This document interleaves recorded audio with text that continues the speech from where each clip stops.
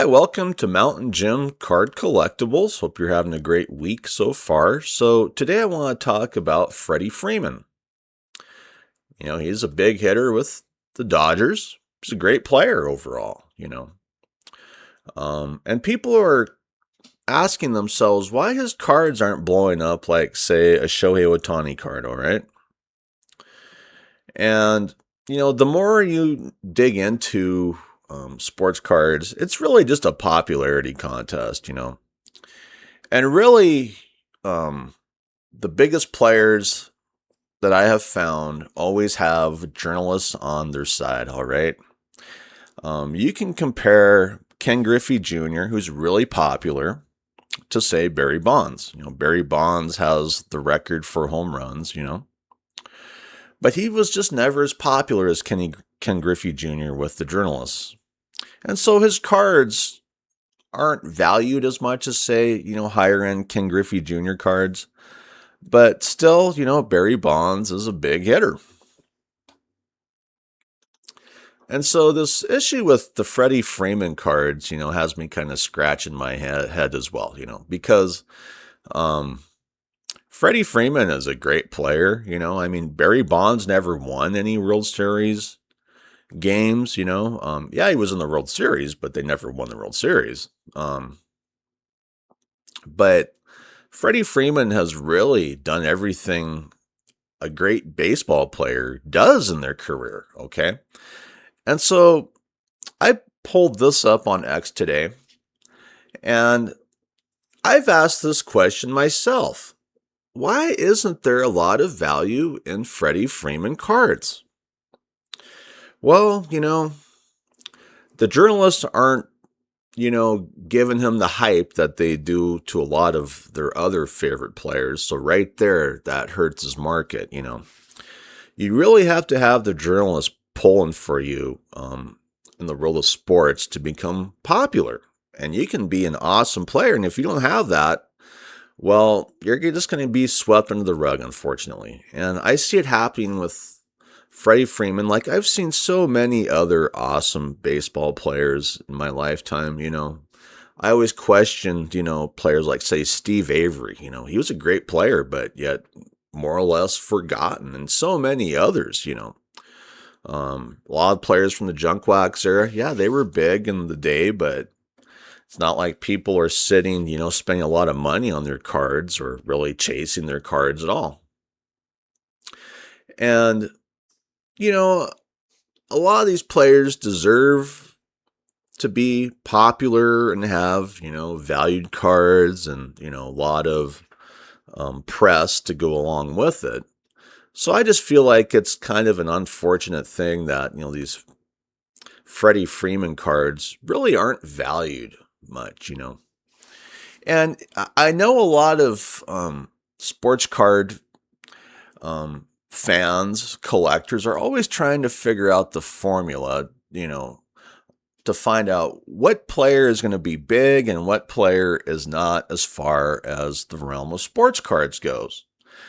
And really the formula that I have found is, players that enter their leagues as a popular athlete, for the most part, stay popular if they live up to the hype.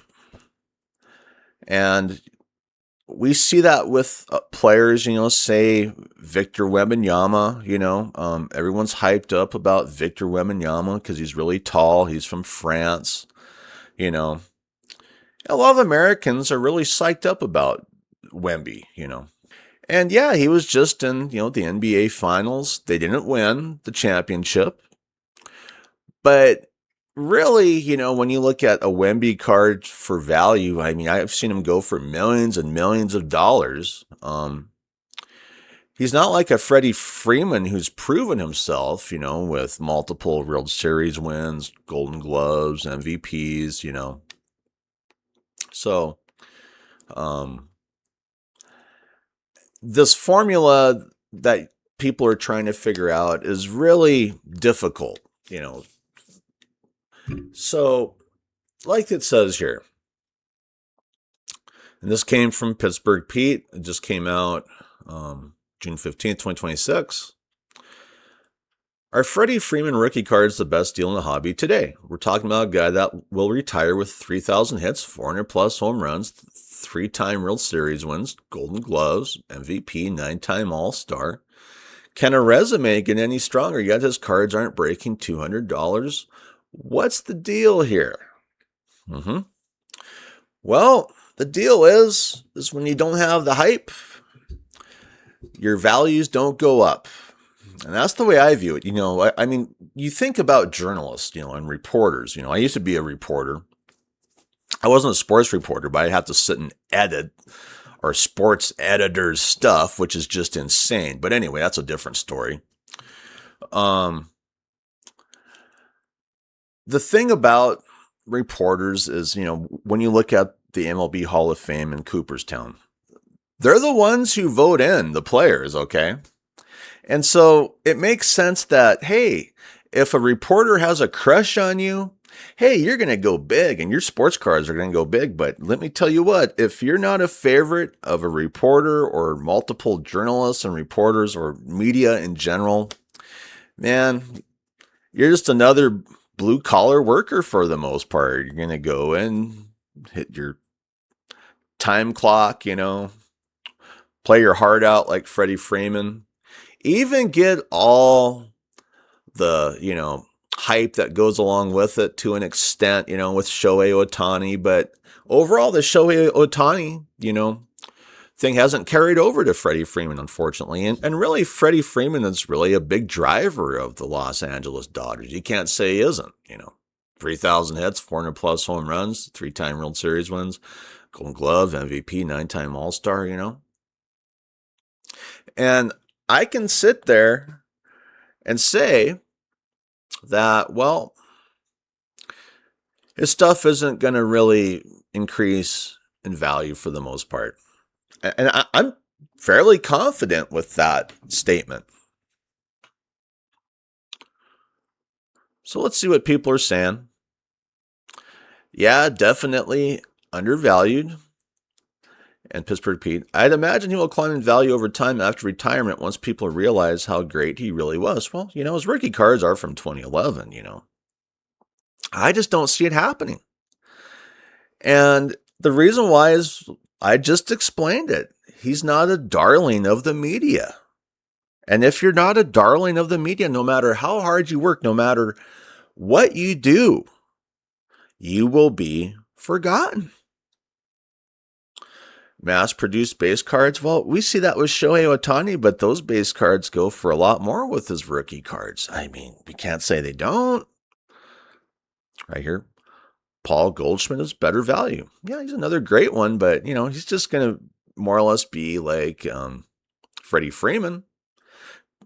And, when Freddie Freeman retires, like they say, his value should go up, but I doubt it will. Freeman is a horse. He doesn't get the recognition he deserves, but he's low-key, not flashy or overly dynamic. He just gets the job done. I have a decent stash of Freddies I won't part with. He will be a Hall of Famer for sure. His stuff will rise in value long-term for sure. Smart move. All right. Well, right there. Be careful. Be careful diving into this type of stuff. I've done it myself. You'll find a great player, like for me, Bill Russell, 11-time winner of the NBA championship. Likely the greatest player in NBA history for the most part. Nah, forget about him. And for the most part, he has been forgotten about, you can still get into Bill Russell cards for a decent amount of cash, that's affordable. Funny you mentioned Freeman. Last fall, I bought his Topps Heritage rookie card. Bowman first and now then Ginter mini rookie card, PSA 9s and 10s. One of the most undervalued players in the hobby. And you'll keep getting that. Undervalued. But I don't believe his value is ever going to skyrocket. I mean, you could even, get him voted into the MLB Hall of Fame. I just don't see his value skyrocketing. The issue is what I just said. If you are not hyped up by the media, you're not going to go far. Now, the Michael Jordan effect saw a lot of hype prior to him entering the NBA. I mean, he was hyped up in college. I mean, I still remember the early 80s and all the talk of Michael Jordan playing in college, And then he entered the NBA. And yeah, they were getting into, first round playoffs, this and that in the 80s. But, the 80s were dominated by, the Lakers and the Celtics for the most part. So he never got a championship win in the 80s. But Michael Jordan had a lot of hype. And, I can compare other players, Wemby, Victor Wembanyama has a lot of hype, a lot of fans because of that hype.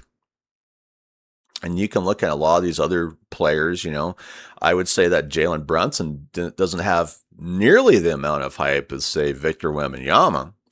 And I always feel like these sports card guys are twisting themselves in pretzels trying to figure out why Victor Wembanyama lost and Jalen Brunson won. I mean, the hype for Wemby has been set up more or less by the world of journalism and the media, okay? And you have to see that with a lot of these players, The media hypes them up. They blow them up. He loses, they still keep hyping the player up, whatever. You have someone like Freddie Freeman who has done the work, who has the rings to show it, who has everything to go along with it, and people will still just kind of, no big deal. Who cares? She's not hyped up. And to me, that's always the Achilles heel of sports cards in comparison to the world of sports, You can sit there and be a big sports fan and you dive into sports cards and you wonder, well, this is one of the greatest players I've ever watched in my lifetime. And the world of sports cards just doesn't give a damn, And I just pulled this up on eBay. Why not? I mean, I haven't been getting many sales on eBay lately. I mean, it's the slow time of the year for the most part, but we can see what some people are buying. I mean, this was sold March 23rd, 2026, and this is your 2011 Topps Chrome Freddie Freeman rookie card on Card Auto. And yeah, it's not numbered, but $519, that's it. If that was a Shohei Ohtani, that thing would be blowing up, Here's another one that was sold on June 8th, 2026. It's a PSA 9, $400. This 2011 Topps Freddie Freeman rookie card, number 145, Diamond Anniversary, which is an awesome card to look at. Let's face it, PSA 9, $145. That's it.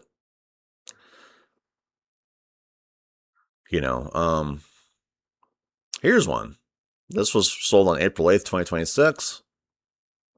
PSA 9. This is numbered out $499, $1,000. Now here's another one, $2,899.99, sold on June 5th, 2026. And these are some of his best cards. They really are. We can't say they're not. But the media hype machine just more or less failed Freddie Freeman for one reason or another. Nobody got on the ride, It is what it is. So anyway, I'd like to thank my subscribers. You're the reason I keep doing this, doing this pro bono for YouTube, because I just can't scrape up enough subscribers. I'd like to thank my viewers as well. If you could subscribe, I'd really appreciate it. And give me a thumbs up. That'd be awesome. Anyway, I hope you have a great day. I'm out of here. Bye.